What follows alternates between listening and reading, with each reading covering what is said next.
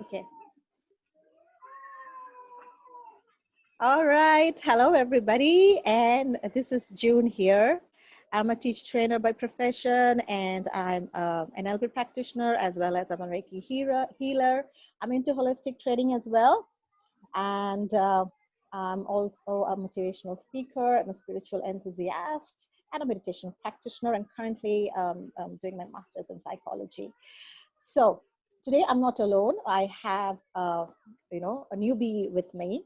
He's an aspiring teacher, Funny, and today we decided to make a video on some of the concerns new aspiring teachers have, as Funny was voicing his concerns. So we thought that why not make this a video?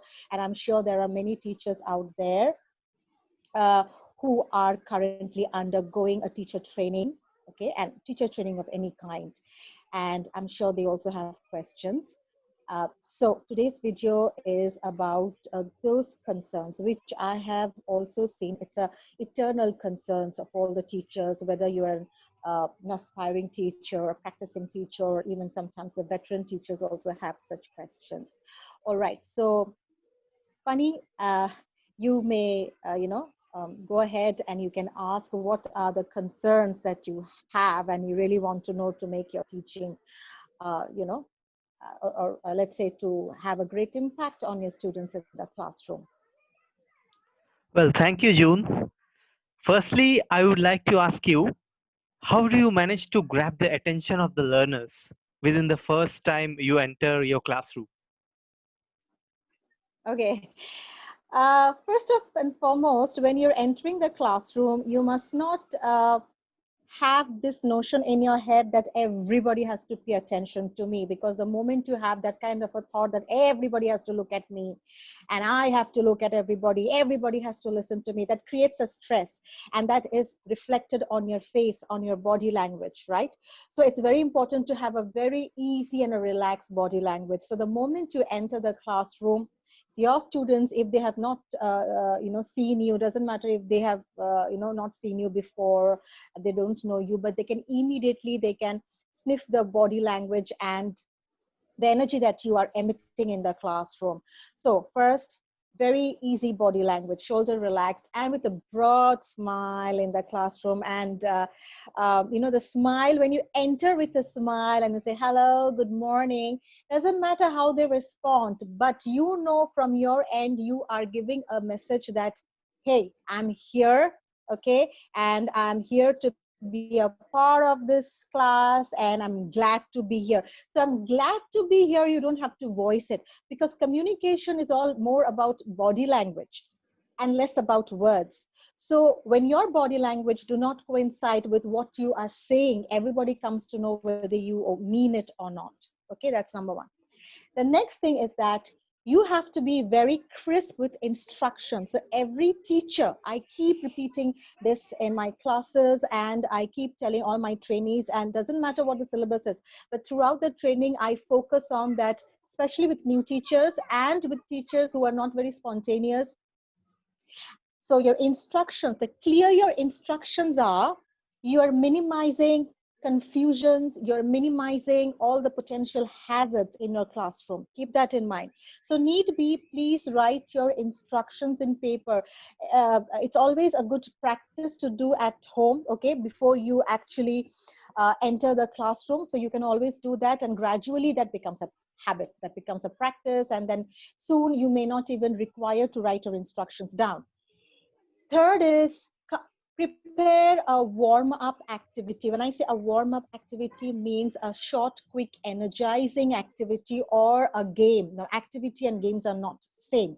Activity is an activity. There is no losing or winning, or there is no score system. Okay, but an activity can also be a very relaxing activity, or a game which is like, it will instill energy in them and it's going to be a tad fun.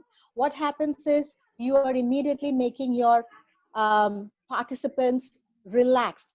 So the moment I am relaxed, I've had fun, I know, wow, right, the rest of the day is going to go good with this facilitator, good with this teacher. And that 5 to 10 to 7 minutes, you have it in your hand to establish the rapport with your learners. So that 5 7 minutes, if you can encash it well, I'm assuring you the remaining part of the lesson will fall into place. So that one. And the second one is, after the energizing activity, you don't go into the lesson straight away. Please build the setup of the lesson.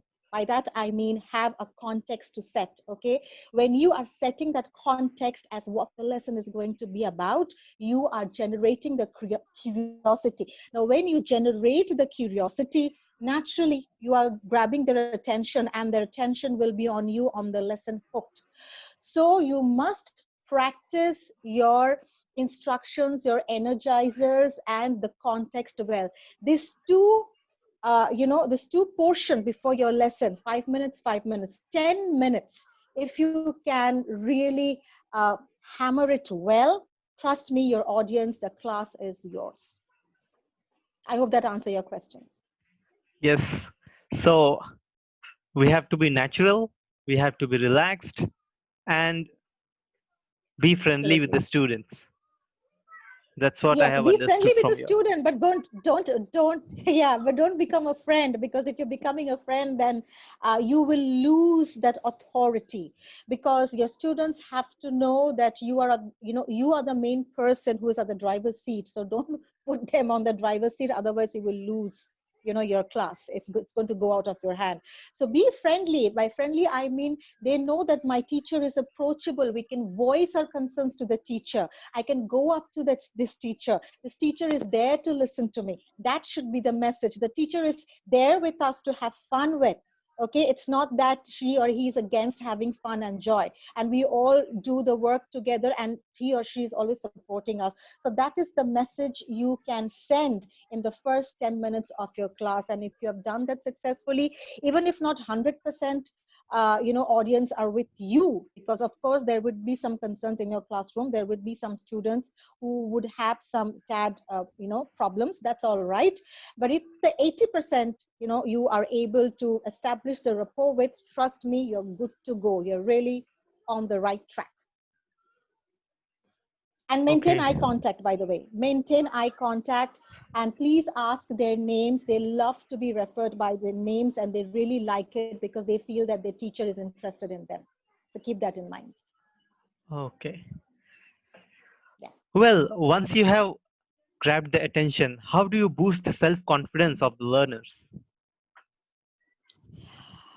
First and foremost, don't be with this mindset that my learners are not confident. Okay, don't have a preconceived notion, right?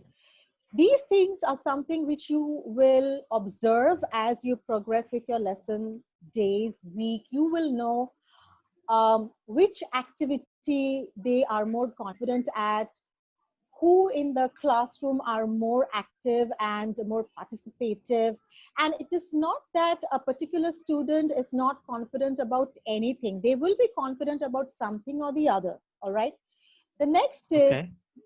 is, you need to be very observant, as in, is this is the student not at all confident in being in the classroom, and the student finds difficulty in coping up with the lesson throughout the day? Or is the student not confident about certain subject and certain type of activity? So that you really need to first find out. All right, that's very important. Next is, when you see that, okay, the student is really lacking confidence, one great way of boosting is positive reinforcement. Even if the student has given you an incorrect answer, I don't say that, tell them, oh, wow, nice. No, if the answer is incorrect, it's incorrect, but you still acknowledge that the student has attempted to answer. And the moment you say that, oh, I'm glad you attempted, and I appreciate your effort. However, I, I think you can think on this bit a bit more, or let me ask someone else in the classroom who can come up with some other answer. So what you are doing is, you are immediately giving the message to that learner that, okay, so my effort is appreciated. Are you getting my point? It is Yes. not about correct answer and then only you tell the student, wow, such a good job. Very often it is misunderstood, and students feel that if I don't my task correctly, then my teacher is not going to appreciate. But that is not the case, funny. The whole thing is the teacher should acknowledge. So when I say that acknowledge is very important more than appreciation, that means I I am being noticed, my effort is being acknowledged.